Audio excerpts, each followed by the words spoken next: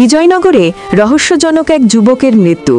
নিজ ঘর থেকে উদ্ধার করা হয় মোহাম্মদ বাচ্চু খন্দকারের লাশ। মোহাম্মদ শামীম উসমান গনি, ব্রাহ্মণবাড়িয়া প্রতিনিধি।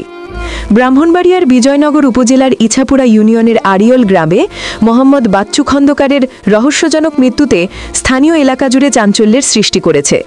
2 দিন নিখোঁজ থাকার পর আজ বৃহস্পতিবার তার নিজ ঘর থেকে মৃতদেহ উদ্ধার করা হয়।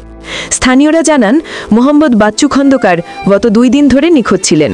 অবশেষে আজ পরিবারের সদস্যরা তার ঘরে প্রবেশ করে মৃত অবস্থায় দেখতে পান। এরপর বিষয়টি জানাজানি হলে এলাকাবাসীর মধ্যে নানান গুঞ্জন শুরু হয়।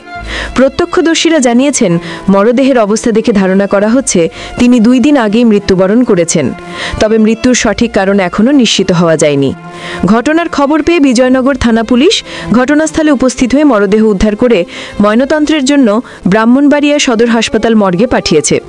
বিজয়নগর থানার ভারপ্রাপ্ত কর্মকর্তা মোহাম্মদ শহীদুল ইসলাম বলেন, লাশ উদ্ধার করে ময়নাতন্ত্রের জন্য ব্রাহ্মণবাড়িয়া সদর হাসপাতাল মর্গে পাঠানো হয়েছে। তবে তদন্ত রিপোর্ট হাতে না পাওয়া পর্যন্ত মৃত্যুর কারণ সম্পর্কে নিশ্চিত করে কিছু বলা যাচ্ছে না।